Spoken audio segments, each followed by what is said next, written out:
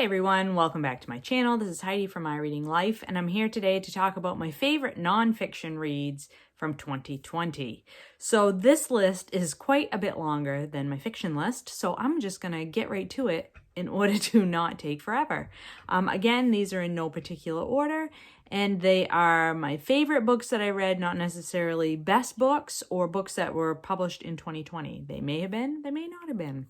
So let's just get to it. So the first book I want to talk about is a book by one of my favorite nonfiction authors ever, and that's Jahren. This is The Story of More, How We Got to Climate Change, and Where We Go From Here. So this book is a very readable science book about climate change, what climate change is, how we ended up having issues with our climate, and what we can do about it. I found her personal anecdotes to be delightful, her science explanations for different issues caused by climate change to be very clear and concise, and overall this book left me with a feeling of, yes, there are things I can do about climate change, even just me, little old me on an individual basis. So I highly recommend this for a very readable book about the science of climate change and what you can do about it. Okay, the next book I want to talk about is a book that I read for the BookTube Prize, and that's The Heartbeat of Wounded Knee by David Treuer. And this is a nonfiction book of history all about the impacts of colonialization on the population of indigenous peoples in North America, particularly in the United States.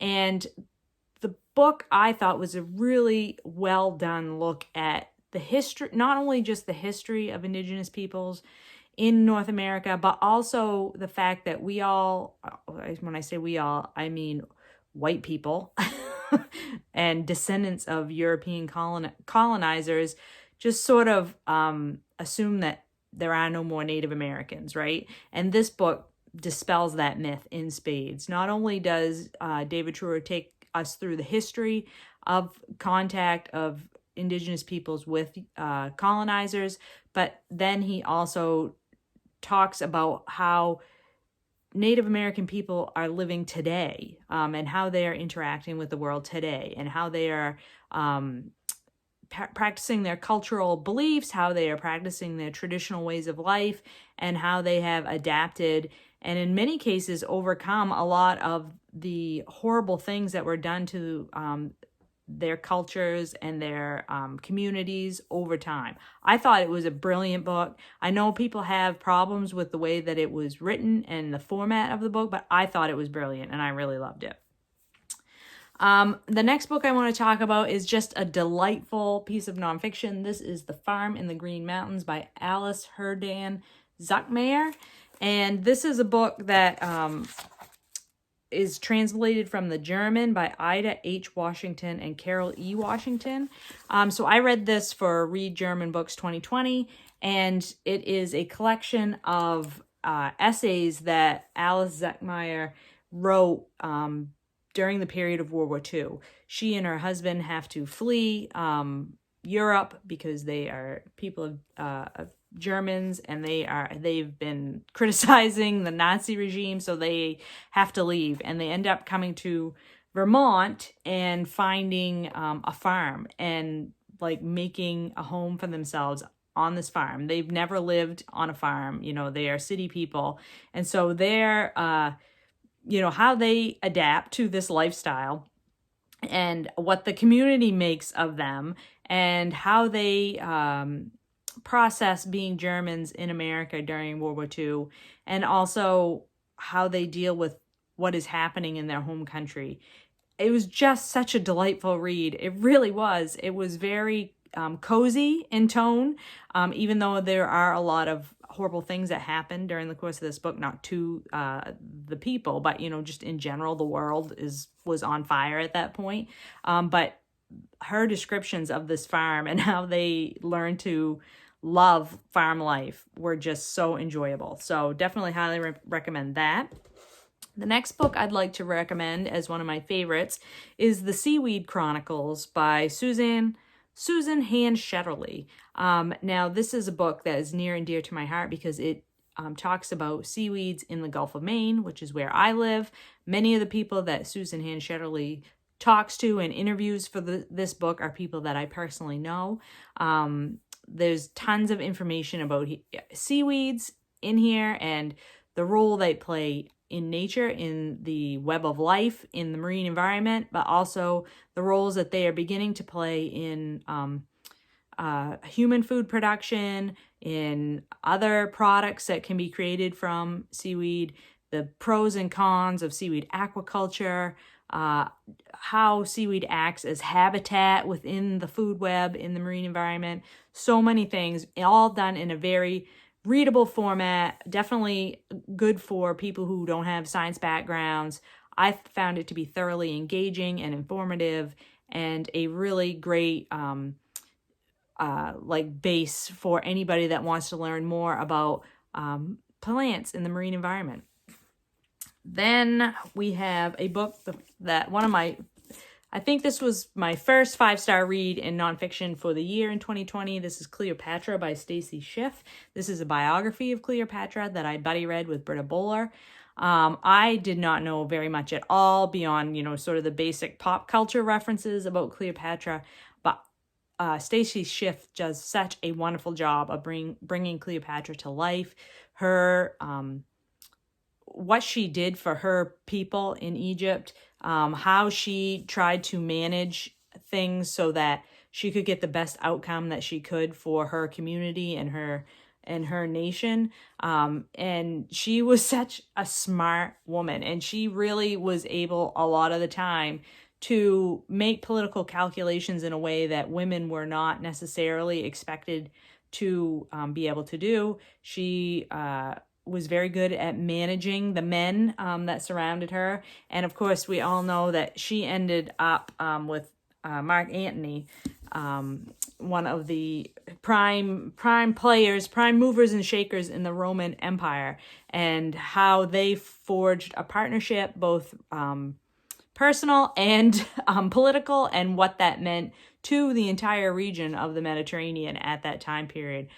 I thought it was absolutely fascinating. It read almost like fiction. It was so compelling and so much action happening all the time. And Cleopatra is such a fascinating woman. And we just don't get very many good histories of powerful women ever, really, which is a shame and a sadness. And so this is such a great book, and you should definitely pick it up if you have interest in any of those topics. Another chunky history nonfiction that I absolutely loved this year was The Splendid and the Vile by Erik Larson. I love Erik Larson's writing anyway, you guys know that. I read this with my Erik Larson reading group of Doris and Patrice and Karen, and we all love this book. So this is Larson's take on the first year of Winston Churchill's reign as Prime Minister of Great Britain, and this all takes place during the Blitz in World War II, when it was not clear at the time whether or not Germany was going to invade England. In fact, most people thought Germany was going to invade England, and Winston Churchill was trying to prepare his country for that. And England was really on their own at this point because France had fallen, and they were really the last people fighting against fighting against Germany at this point. The Americans had not gotten into the game, and it wasn't until later on in the year that the Russians really picked up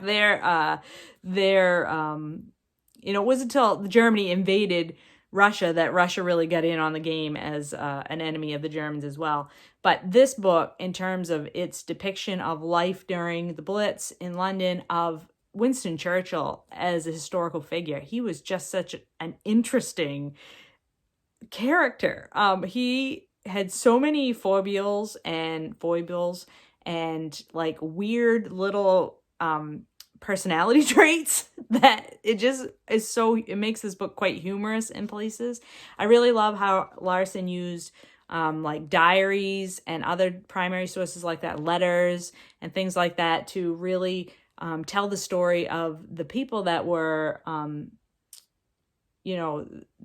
all the people that were trying to direct England's defense against Germany, and then also the stories of just everyday people trying to live their lives while their city was being bombed nightly.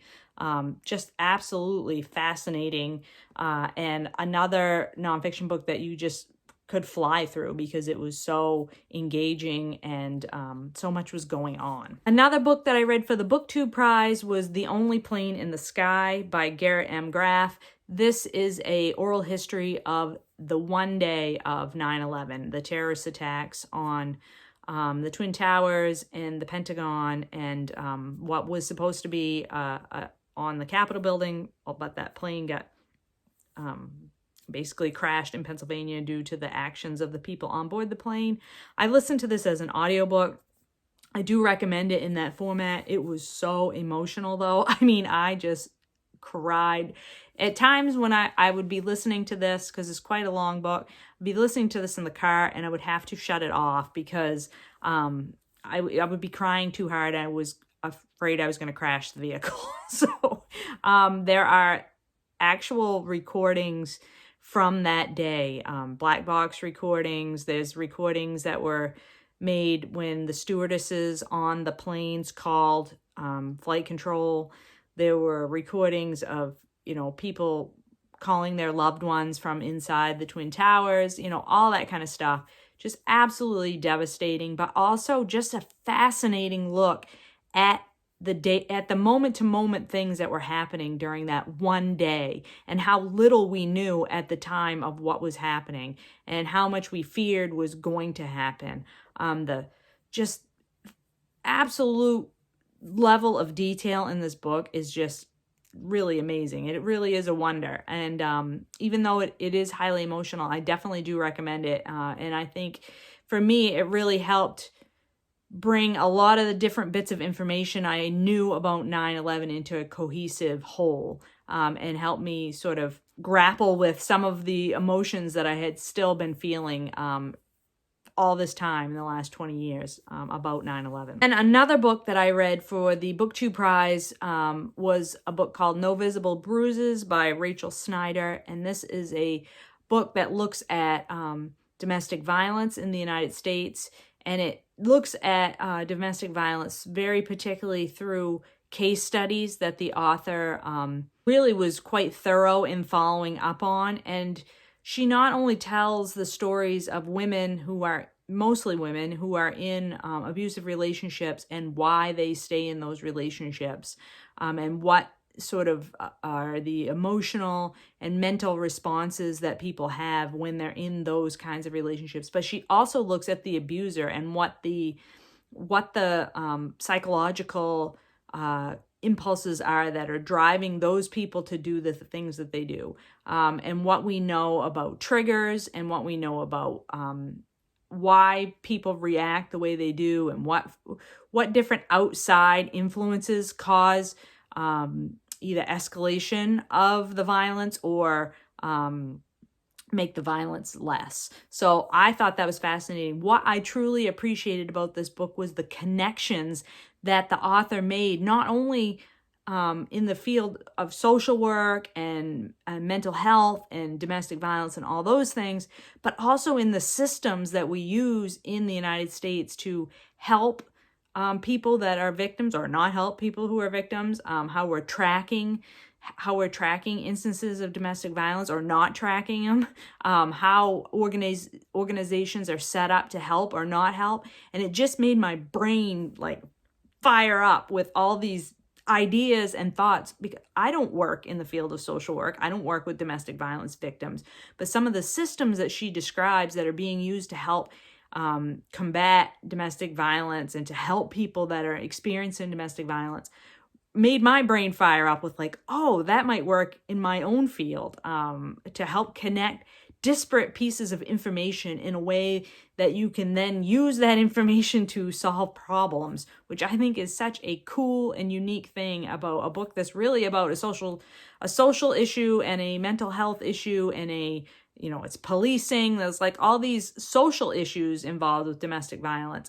But this was more of a universal thing that you could take away from this book to apply in many, many different fields. And I think that's fascinating when nonfiction can do that. I have to shout out another one of my absolutely favorite authors of all time, and that's Isabel Wilkerson. This is Caste, The Origins of Our Discontent. I mean, this has been everywhere and won tons of prizes already, which it should, because it's absolutely brilliant look at how the American system of prejudice and discrimination against Black people is really set up as a caste system, with white people at the top of the heap and Black people at the bottom of the heap, and all the other people sort of at levels in between that. And the author really does a masterful job of comparing the American system with the system of caste that is in India, and also with the system of caste that was used during the Nazi regime in World War II. And this book opened my mind to issues of race and inequality and discrimination and prejudice in a way that I had never looked. It's like a whole new lens to shine on the problem. And Wilkerson is so brilliant and so incredibly able to take all of this information and distill it down to the most important bits, and to use anecdotes and personal stories to illustrate her academic points, I guess, is how I want to put it. And she also, in this book, much more so than in The Warmth of Other Suns, brings in her own personal experiences with inequality and discrimination and prejudice in a way that just is absolutely gutting when you think about how brilliant of a person she is and how she still has to deal with this level of discrimination and prejudice. I mean, this book should be required reading for everyone, not just Americans, but like everybody in the world, full stop. This book is going to be a classic of nonfiction, I think. 50 years from now, people are still going to be reading this book and being like, this is a classic. I want to talk next about another science nonfiction book called I Contain Multitudes by Ed Yong. Again, this is a book that I buddy read with Britta Bowler. Britta and I did very well with our nonfiction reading this year. And I had, I Contain Multitudes had been on my radar screen for many years. It's been a very popular piece of science nonfiction. But I didn't think I was interested in microbes and how microbes shape our world. I just didn't think that was a thing that I cared about. But I was so wrong, because this book is absolutely fascinating. Microbes play such a huge role in every living system in the world. And Ed Yong is a really excellent storyteller. He is able to take very complicated science information about how microbes work, how the genetic structure of microbes is important, how species have evolved to coexist with microbes or to work in cooperation or competition with microbes. Absolutely fascinating stuff, but written in a way that you don't need a degree in genetics to understand what he's talking about. Then the best work of graphic nonfiction that I read this year was Dragon Hoops by Jean Luen Yang. This is a story about basketball, and it is fabulous. So if you are interested in sports of any kind and you like to learn about the history of a sport, this book has that. It's also the story of a high school basketball team who are expected to win the state championship finally after going to state championships, 7 or 8 times in the past and always losing. And now, this seems to be their year.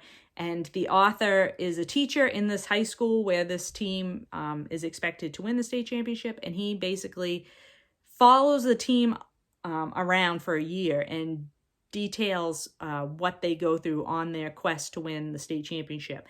And in the meantime, he weaves in information about the history of basketball. He weaves in information about his own process writing this graphic memoir, this graphic history, his process in his own career and what he's going through at the time that he's writing this. It was awesome. I just enjoyed this so much. I blew through this in not very long at all. It's so compelling and such a fast read and just so great. I really, really loved it. This also deals with racial injustice in the field of athletics. So, you know, if that's a topic that you're interested in, this book deals with that as well. Oh, books just fell over.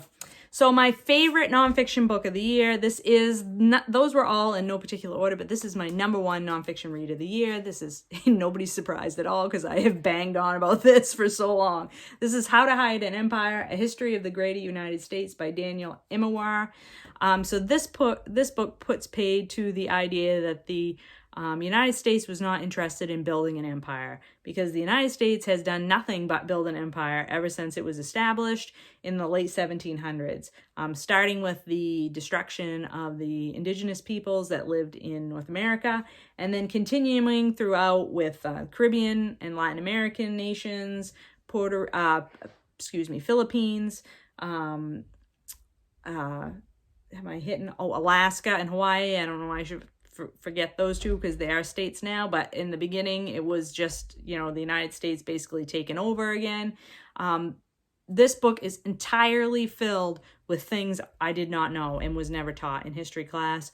This was a book that I read, well, you can see from the tabs. I tabbed everywhere where there was some information that I had never heard before. Yeah. And this is the primo kind of nonfiction to allow you to bug everybody you know with the, did you know that? I can't believe it, but did you know that?